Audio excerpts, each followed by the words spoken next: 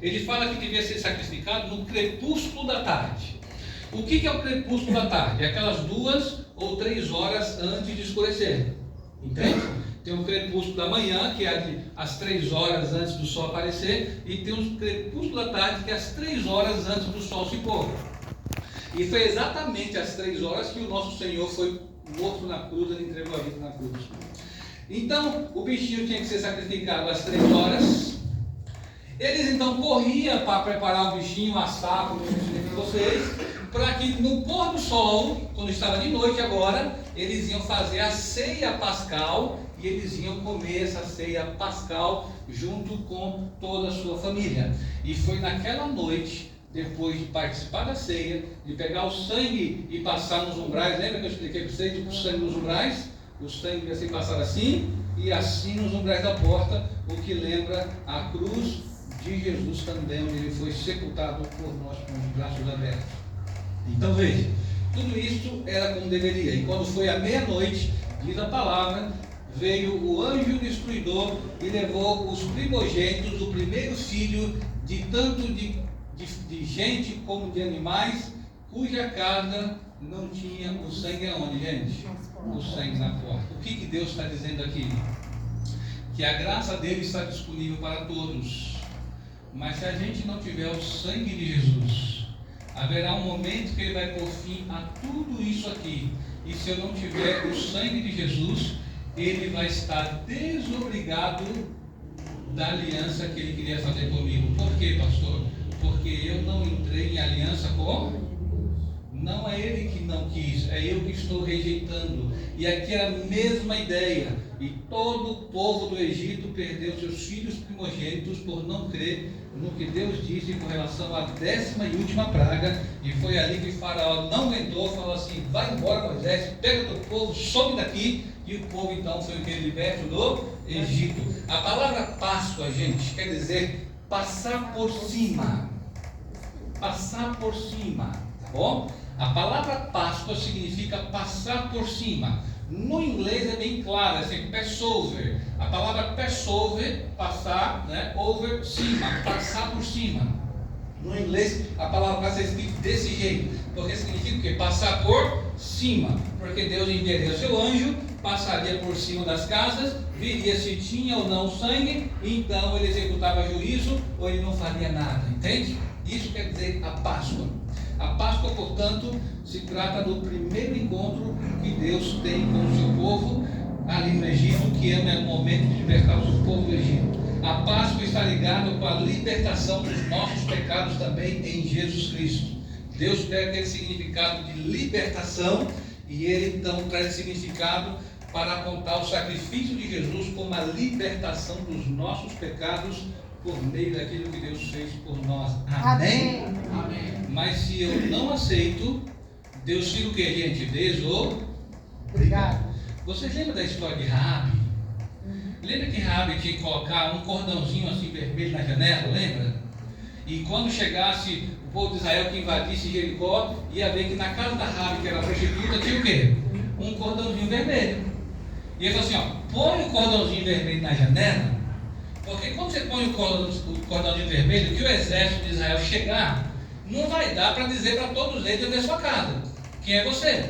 Mas eu vou dizer assim, ó, aonde tiver o cordãozinho vermelho na janela, foi o código que eu combinei com ela. Nessa casa vocês não tocam, não invadem, não entra. É a mulher que ajudou a gente, passou toda a informação para a gente vai salvar essa mulher. Aí ele fala assim no final, os homens, se você não colocar o cordãozinho vermelho na janela, nós estaremos desobrigados da promessa que fizemos a você. Você entende? A função da Raabe era colocar o cordãozinho vermelho. O cordãozinho vermelho aponta para o sangue de Jesus. E se eu também não coloco o sanguinho vermelho, o cordãozinho vermelho na janela do meu coração, dizendo, Senhor, eu te aceito, eu te quero, eu sou tua, eu sou teu, Deus fica desobrigado, porque eu não fiz o que? A minha? Portanto, gente, a Páscoa é o dia de entregar o coração a Jesus Cristo, amém? Amém. Agora, com todo esse pano de fundo, eu quero que vocês guardem isso aqui em mente. O bichinho tinha que ser levado para casa que dia? No 10º dia. 10º dia do primeiro mês. E o bichinho devia ser sacrificado que dia? 14º. No dia 14. Vamos contar aqui? 1, 2, 3, 4, 5. O bichinho ficava 5 dias com a pessoa, para então nesse 5º dia aí, que é o dia 14, ele ser o quê? Sacrificado. Guarde isso em mente, tá bom? Que a gente lê isso no Novo Testamento. Nesses 4 dias, o que a família tinha 5 dias? O que a família tinha que fazer? Ela tinha que ficar checando se o bichinho não tinha nenhum defeito, se ele não tinha uma verruga, uma patinha quebrada, se o bichinho estava doente, enfermo, e se tivesse alguma coisinha assim que desqualificasse o cordeirinho, o pai tinha que correr e buscar outro perfeitinho, porque esse foi a regra que Deus estabeleceu. Então, durante 5 dias, eles ficavam examinando, testando, vendo se não tinha nada que desqualificasse o quê? O cordeiro, entende? E aqui as crianças vendo, e se percebesse uma verruga, qualquer coisinha, já falava para o pai, e o pai ia tentar trocar o cordeirinho. Nessa semana, o bichinho ficava dormindo com as crianças, ele ficava comendo junto com ele, era um bichinho queridinho, e eles tiveram aquele afeto. Eles ficavam, vamos dizer assim, namorando o cordeirinho. Gente, se vocês tiveram cachorro pequeno, ou gato, quando é pequenininho assim, é a coisa mais fofa do mundo, dá para ficar apertando toda hora? Dá para ficar irritando ele assim, para ele ficar correndo nessa, não dá vontade.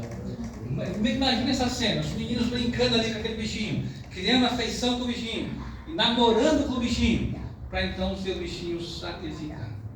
Agora, acompanhe comigo João, Novo Testamento, capítulo 12, com tudo isso em mente, olha o que João escreveu sobre Jesus. João capítulo 12.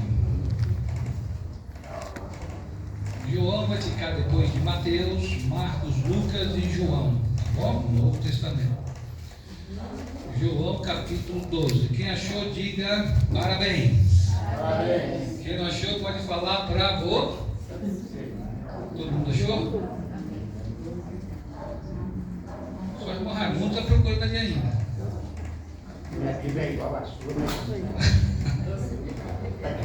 É os óculos, né? Eu estou precisando de óculos. Já acompanhe comigo, gente, que está escrito aqui no capítulo 12, verso 1, diz assim, ó. 6 dias depois, antes da Páscoa, foi Jesus para onde? Para Betânia, onde estava Lázaro, a quem ele ressuscitou dentre os mortos. Gente, quantos dias antes da Páscoa Jesus foi para Betânia? 6. Vamos contar comigo? Vamos lá. 1, se a Páscoa era 14, 2, 3, 4, 5, 6. Então vamos dizer assim, a gente sabe que Jesus morreu em uma sexta-feira. Foi justamente coincidente com esse calendário. Então, se eu faço o cálculo, foi num domingo, que era o dia 9 no calendário, foi num domingo que ele chegou aonde? Chegou aonde? Porque ele falou assim, ó, 6 dias antes da Páscoa, chegou Jesus aonde? Em Betânia, na casa de Lázaro, que ressuscitou. Então, foi no domingo. Grave isso. E se a Páscoa foi numa sexta-feira, se dessa sexta-feira agora, foi num dia como hoje, domingo. Está comigo conectado? Guarde esse mente. E aí ele foi, comeu lá na casa dele, teve um negócio de lavar o pé e tal. E olha que interessante o versículo 12. Diz assim, ó. No dia seguinte, a numerosa multidão que viera à festa, tendo ouvido que Jesus estava de caminho para Jerusalém, tomou ramos de palmeiras e, saindo ao seu encontro, clamava: Hosana. Hosana o que, gente? Bendito que vem em nome do Senhor. Bendito que vem em nome do Senhor. Presta bem atenção. Que é rei dos Israel. Grava isso aqui em mente. Presta atenção. No dia 9, 5 dias antes, 6 dias antes da Páscoa, Jesus estava em casa de Lázaro. Verso 1. Verso 12 ele fala assim, ó. No dia seguinte, se 6 dias antes ele estava na casa de Lázaro, quer dizer que foi 5 dias antes que ele foi para Jerusalém. Estão comigo ou não? Estão comigo ou não? todos viram? Então, no dia seguinte, Jesus ele desce para Jerusalém. Aqui eu quero chamar a sua atenção. Jerusalém, o local da sua morte e do seu sacrifício. Gente, Betânia para Jerusalém fica menos de 1 quilômetro. Menos de 1 quilômetro. Daqui, no terminal de Parelheiros, a quantos quilômetros? Quem sabe? É só medir. O senhor é um gênio. Irmão Jorginho, ajuda o pastor, pega 1,5 metro lá para gente. Brincadeira, irmão Jorginho. Gente, alguém sabe? 3 quilômetros. Hã? 3? Então é menos, bem menos do que daqui em Parelheiros. Demoraria muito para ir daqui em Parelheiros? De pé? Meia hora. Ou seja, 3 vezes, 1/3 dessa caminhada era a distância de Betânia para Jerusalém. E Jesus, em vez de ir para Jerusalém direto, ele resolve pousar em Betânia. Por quê, pastor? Porque Deus havia dito a Moisés que o animalzinho deveria ser separado, que simbolizava Jesus, no dia 10. Ele deveria ser analisado até o dia 14 para então ser sacrificado. Jesus espera chegar o dia seguinte para então ele entrar e cumprir o próprio ensinamento que Deus havia dado no Antigo. E quando ele entra em Jerusalém, ele vai ser testado o tempo todo até o momento da sua morte. E vai ser testado e avaliado se ele se qualifica para ser o que? O Cordeiro de Deus que tira o pecado do mundo. Agora eu quero chamar a sua atenção. Aí ele fala assim, ó, a gente leu ali, ó, bendito, Hosana, bendito o que vem em nome do, Senhor. o que é rei de Israel. Gente, vocês sabem quando eles fizeram isso?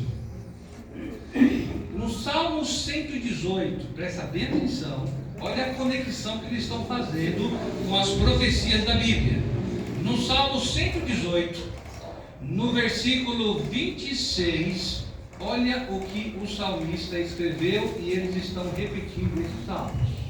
Acompanhe comigo. Diz assim, ó, 26.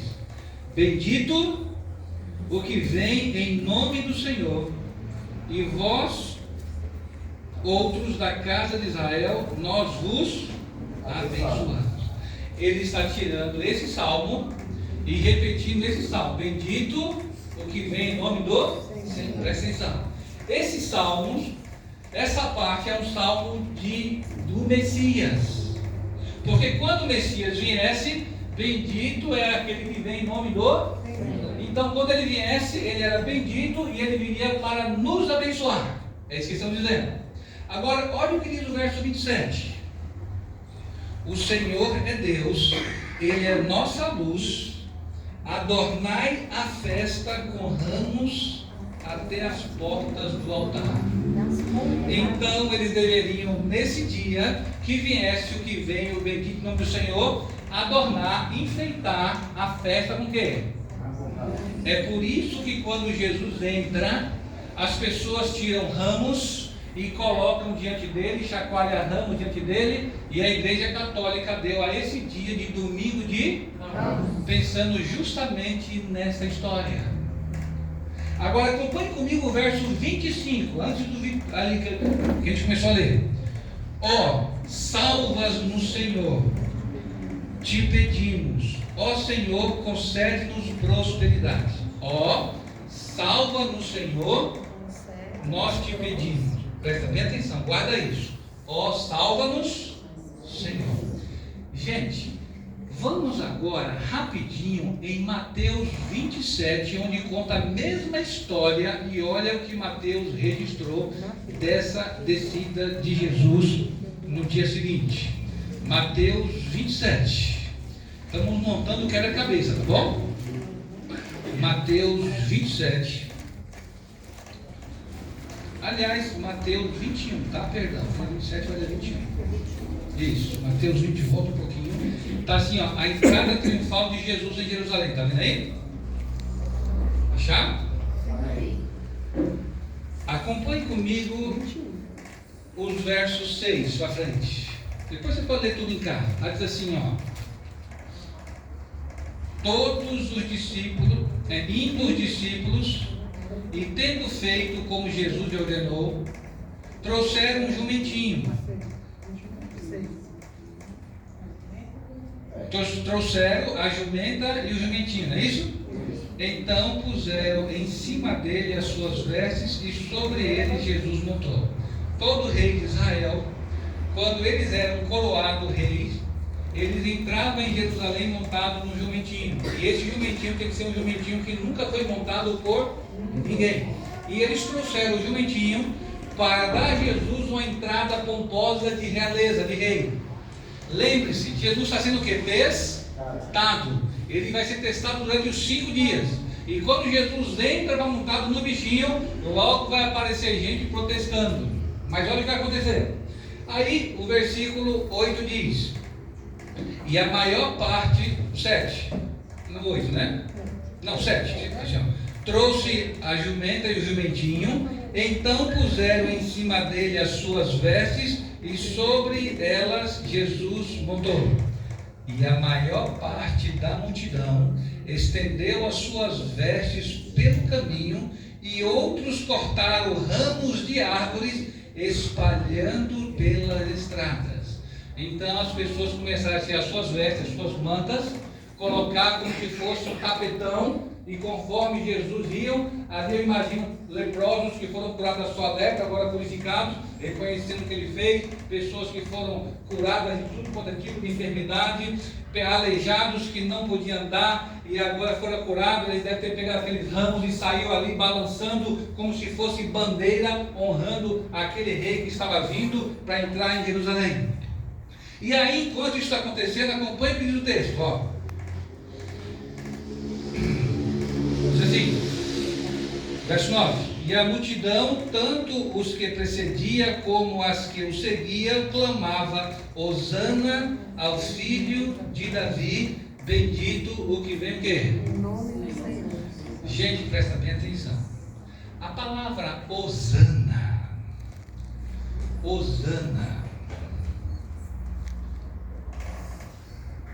a gente fala Hosana, mas a palavra na língua deles não é Hosana que fala, é Roxia. E aí quando veio em português, abrasileirou o negócio e ficou Hosana, mas é Roxia.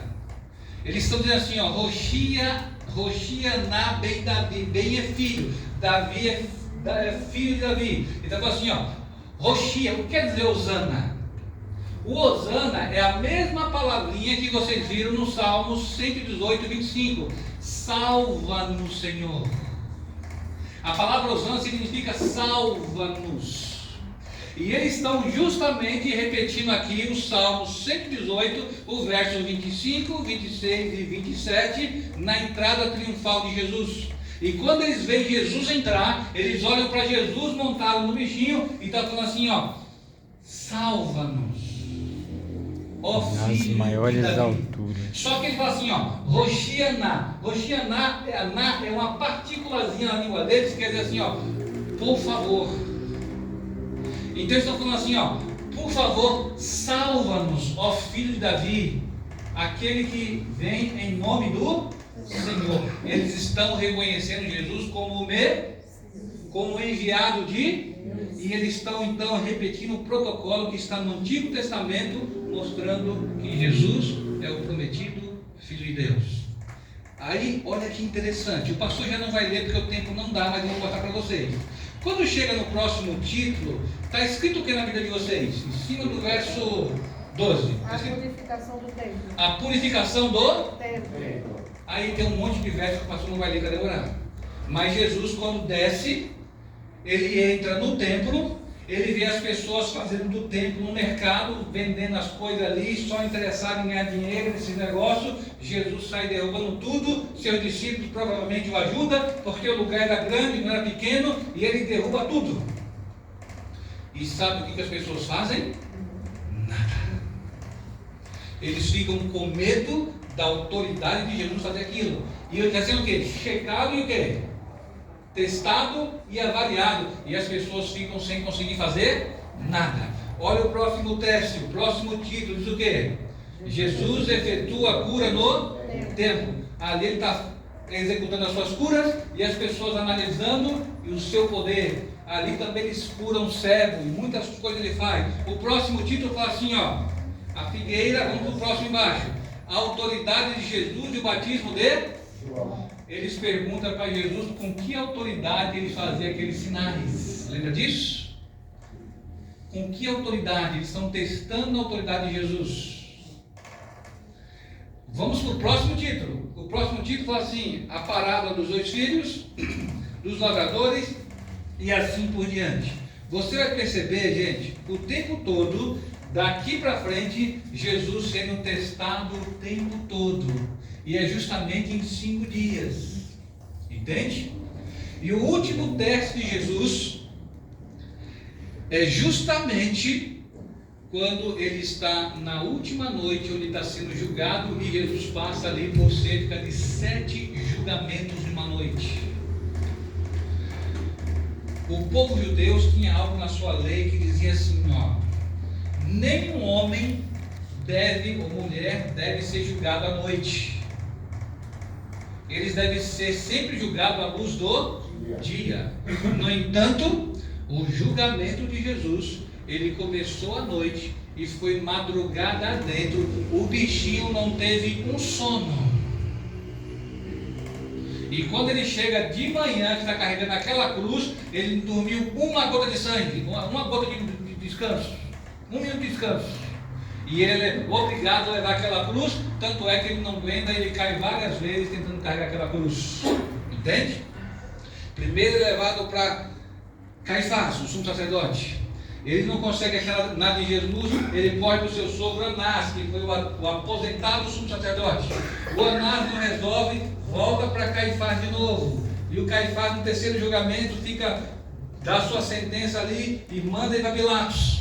O Pilatos sai do 4º julgamento e ele fica com medo, ele fala assim, já vou mandar para Herodes fazer isso. Aí manda para Herodes, que faz o 5º julgamento, e no 5º julgamento Herodes fica com medo e fala assim, vou devolver de novo a Pilatos. Aí devolve a Pilatos de novo, que vai fazer o 6º julgamento de Jesus. E quando Pilatos vai fazer o 6º julgamento de Jesus, ele diz assim, ó, João 19,4, depois vocês podem ver, não vejo nenhum crime neste homem. Aí a mulher dele vem desesperada e fala assim, amor, não põe a mão nesse homem, porque eu sonhei a noite toda e esse homem é um inocente, um santo inocente. O Pilatos fica com medo e faz o que, gente? Ele vai para o povo e tem uma ideia, já sei, eu vou deixar o povo julgar.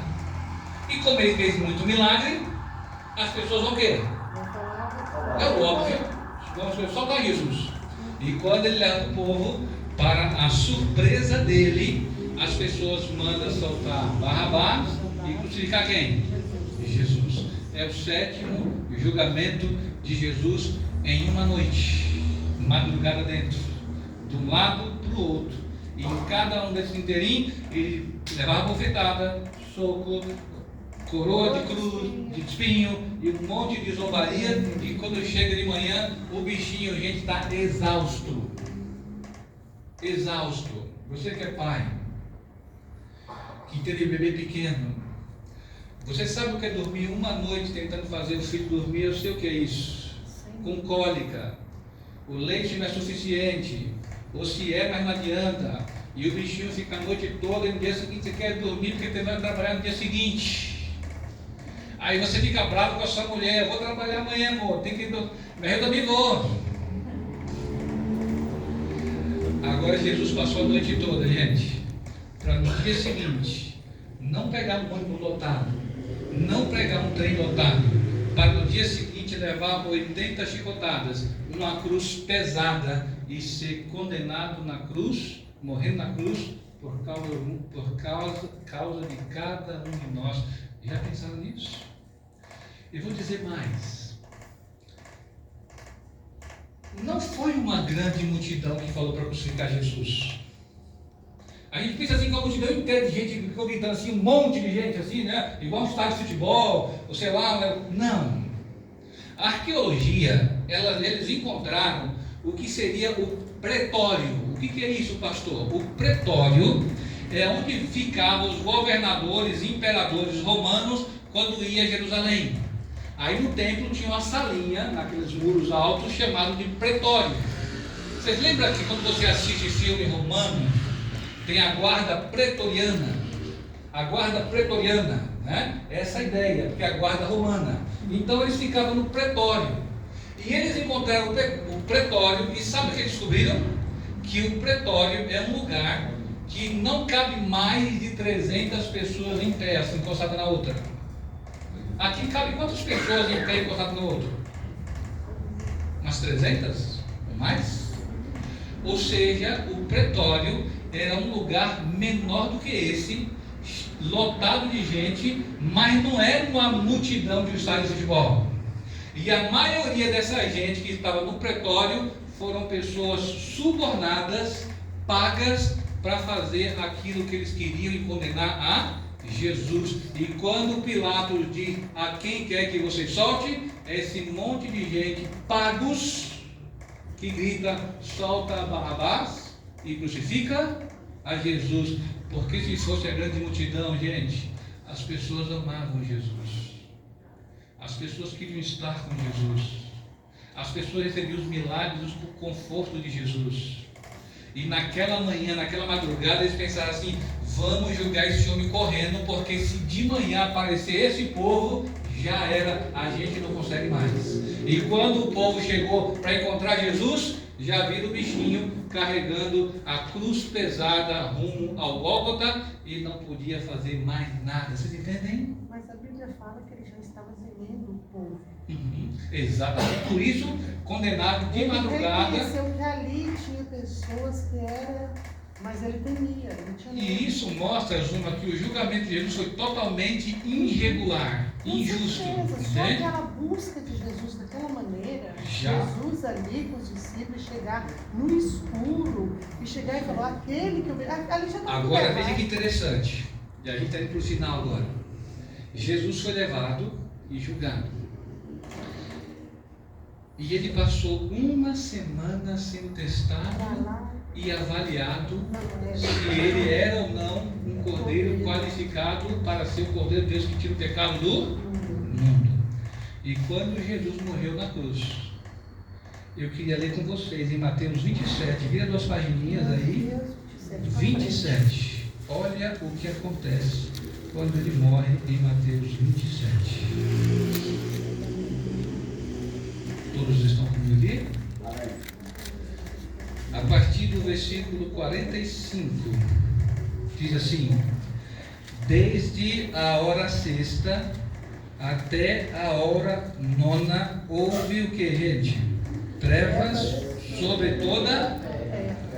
Desde a hora nona, aliás, sexta, até a hora nona. Que horas que era a hora sexta e que horas que era a hora nona? Hora sexta, meio-dia, hora nona, 15. 3 horas da tarde, 15. Gente, toda vez que você vê na Bíblia um horário, hora terceira, nona, qualquer hora que você vê na Bíblia, se você quiser saber qual é a hora no nosso relógio, aqui no nosso calendário, é só você somar 6. E se está dizendo que desde a hora sexta, que horas que era a hora sexta? Meio-dia. Meio-dia, 6, mais 6, 12.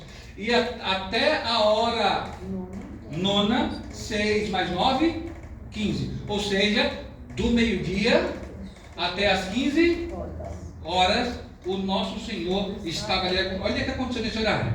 Desde a hora sexta até a hora nona, houve trevas sobre toda a terra. Amados amigos, a natureza percebeu que o sol da justiça estava apagando a sua luz naquele dia. A natureza, em forma poética, didática, está mostrando para todos o que estava acontecendo. Naquele dia, a luz do mundo estava morrendo.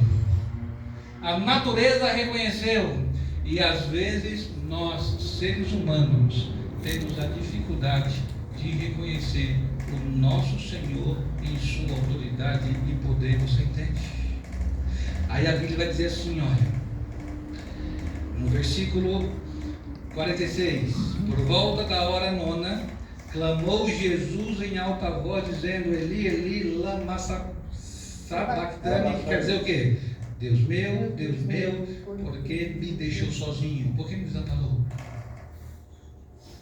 Você já sentiu alguma vez, quando você cometeu um erro, especialmente um erro grave, que quando veio as consequências, você sentiu que era o castigo de Deus? A mão de Deus? E você pensa assim, eu estou sofrendo isso porque Deus está me punindo. E geralmente a gente sente isso quando faz coisas erradas. Porque quando é certa, ele vem e fala assim, por que, Senhor? Mas quando eu faço as coisas erradas, ele vem e fala assim, Deus está me castigando. E Jesus, por estar levando os nossos pecados sobre os seus ombros, todas as coisas erradas que nós fizemos e fazemos, ele também estava sentindo o que, gente? Distância, separação dele e Deus. E a Bíblia diz que os nossos pecados fazem separação de nós e o quê? E o nosso Deus. E o nosso Deus. E naquela hora Jesus se sentiu desamparado. Deixa eu te dizer uma coisinha. Deus nunca deixou Jesus só. Mas Jesus não conseguia sentir o presente por causa dos nossos amigos queridos. Deus nunca deixa a gente só. É verdade. Quando você peca, quando você erra, quando você falha, quando você está cometendo, seja lá o que for, pode ser adultério, pode ser roubo a banco, pode ser tráfico, pode ser coisa imoral, pode ser estelionato, não importa, Deus nunca nos deixa só.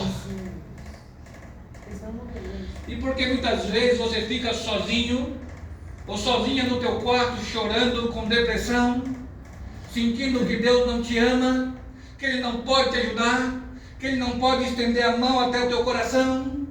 Eu quero te dizer em nome de Jesus, por mais que você tenha acertado ou errado, Deus nunca te abandona. Amém. Amigos, não tem nada que afasta a presença de Deus de nós. Oh, glória. Os nossos pecados nos afastam dele, mas nunca ele de nós.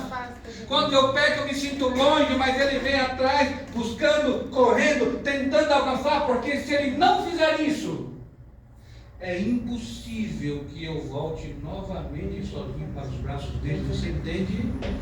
Se você voltou, se você voltar, é porque ele nunca saiu do teu lado e está buscando junto com você resolver os problemas novamente, para você viver em paz com ele. Glória Amém? a Deus. Amém. Aí olha o que o texto bíblico vai dizer ainda. Versículo 50 diz: E Jesus, clamando outra vez com grande voz, entregou o que, gente? O Espírito. Então, quando foi na hora sexta, ele clamou e ele entregou a vida dele.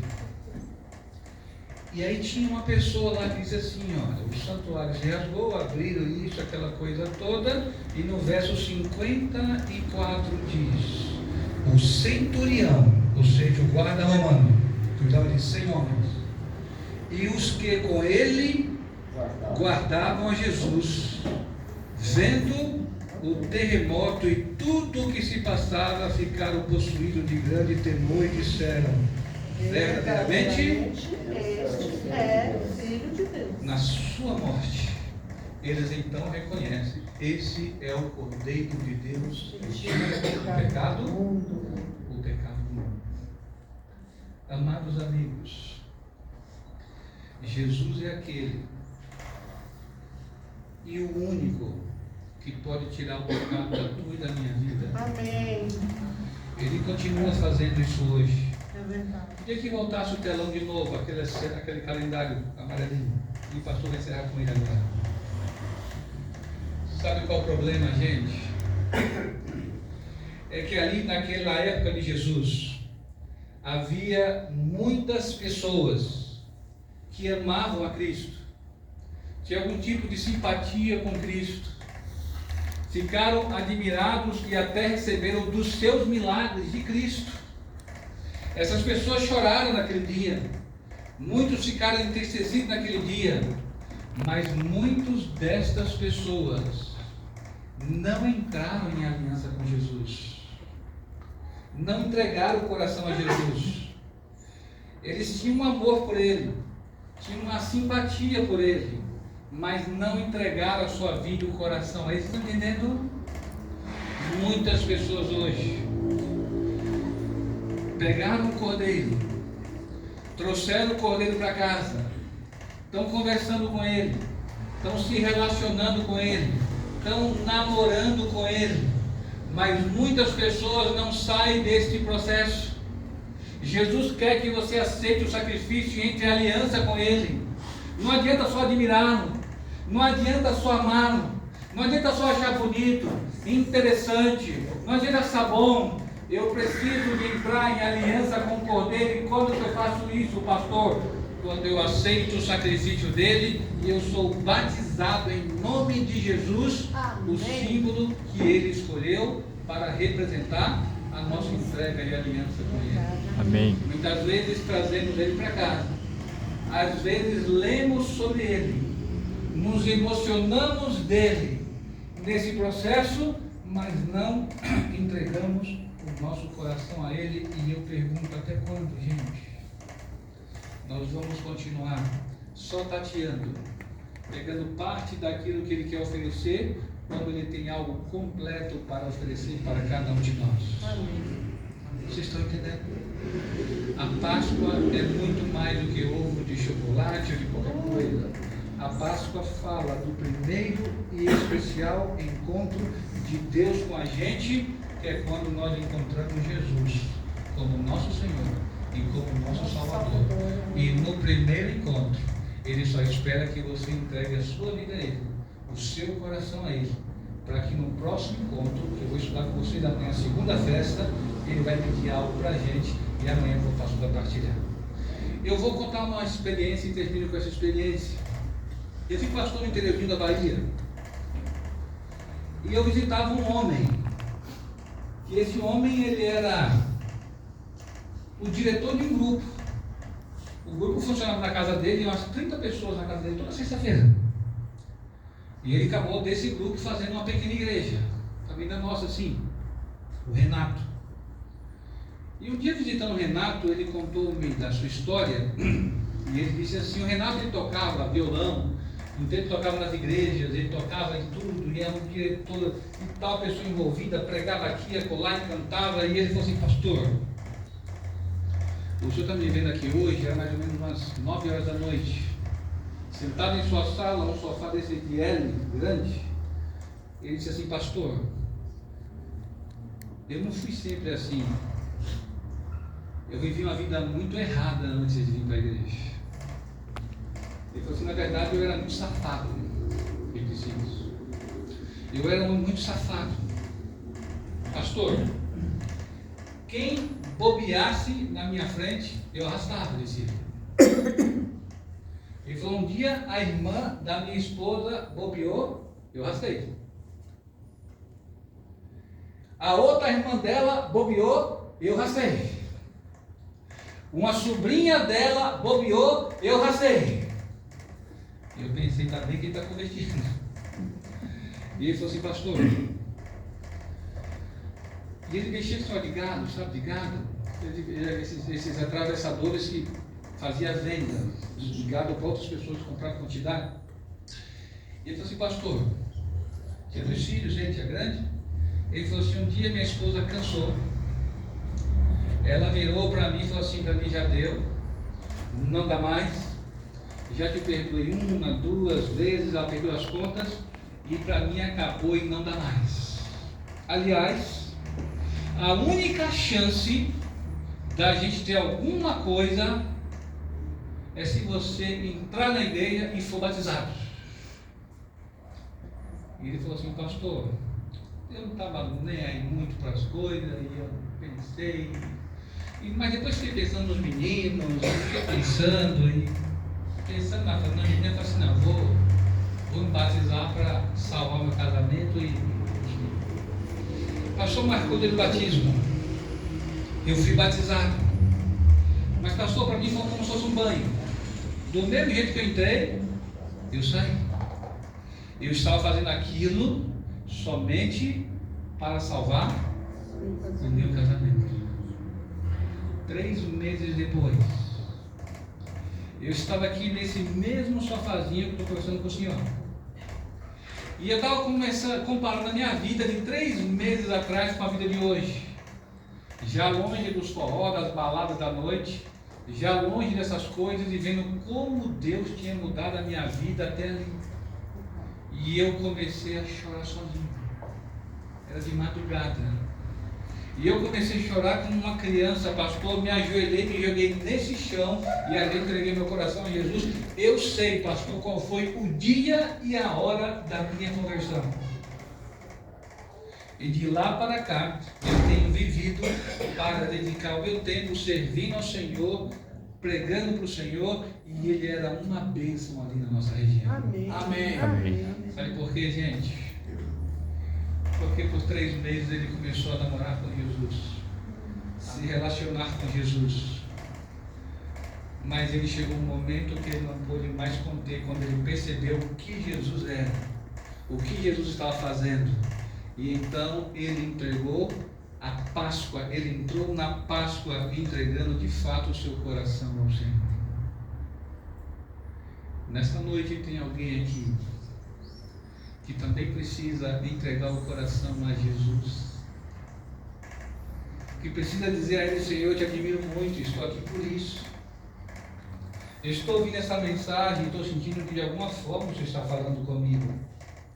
Eu também queria, Senhor, de uma maneira mais especial, começar a me relacionar com o Senhor, conhecer mais sobre Ti, mas de uma maneira mais forte, mais intensa, porque eu quero me preparar para entregar o meu coração inteiramente ao Senhor. Eu não tenho forças, Pai, mas eu sei que o Senhor pode, pelo Teu poder, me ajudar, como o Senhor fez com o Renato.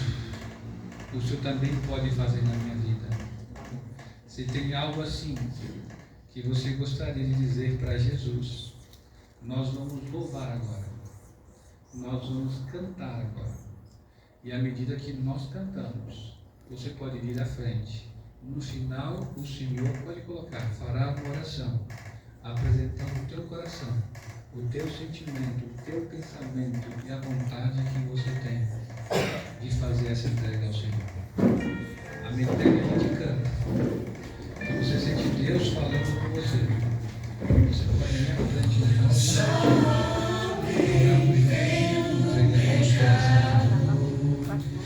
Olha para nós.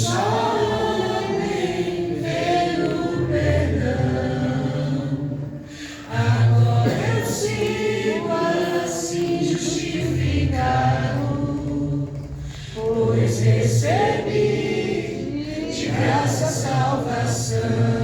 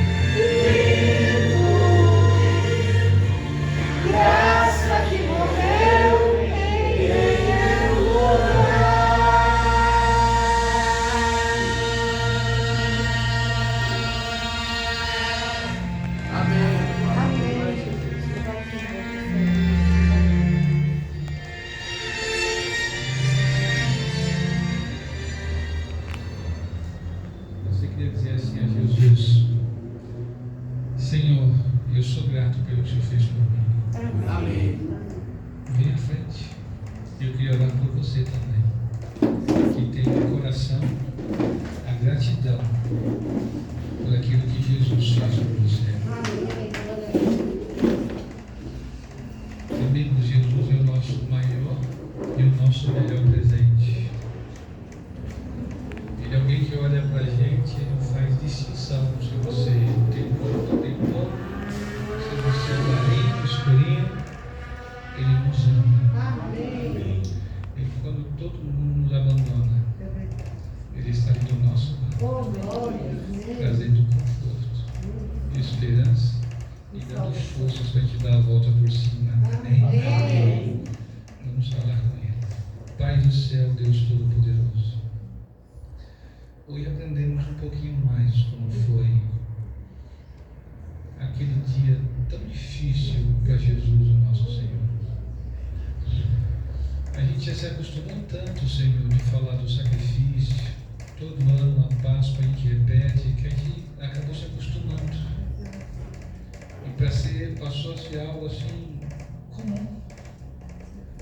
Aquilo que custou tanto e doeu tanto no teu coração e no coração do teu filho.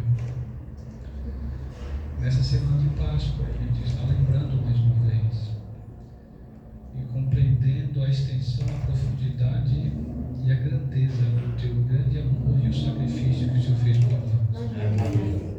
Eu imagino que doeu mais no teu coração do que no de Jesus, Senhor, porque ele estava sentindo toda a dor por nós. E o Senhor, como um pai, suportando tudo e querendo estar no lugar do filho para absorver toda a sua dor, como nós sentimos quando vemos os nossos meninos doentes. O Senhor sofreu tanto quanto mais do que Jesus, porque o Senhor também nos ama. Por favor, Senhor, a gente não consegue, nós não conseguimos te amar sozinhos. Não temos forças para isso. É capaz que ao sair pelaquela porta esqueçamos rapidamente tudo que ouvimos aqui. Mas por bondade, por misericórdia, toca nestes corações. Amém. Para que, sentindo a tua presença aqui, continue até chegar em casa. Continue meditando e recebendo do Senhor forças para fazer uma entrega, para demonstrar um pouquinho do teu grande amor demonstrado por nós quando ele esteve. Abraça cada um deles. Eles também devem ter algumas dificuldades e desafios. Põe a tua mão santa, Senhor, sobre os desejos e intenções do coração. Se estiverem incorretos, desalinhados, mostra, Senhor, e corrige para que todos consigam seguir aquilo que é o teu plano para a nossa felicidade e salvação também. Dá-nos, Senhor, na tua presença, na tua paz. Nós oramos em nome do Senhor Jesus. Amém. Amigos, a gente vai ter um lanchinho ao sair daqui, lá no fundo. Amanhã, novamente, vou conversar com vocês. E amanhã vai ser o segundo encontro, a segunda festa, que é a festa dos pães ázimos. A gente vai entender no detalhe e vamos aplicar nossa vida com o Filho hoje. Que Deus abençoe vocês. Amém.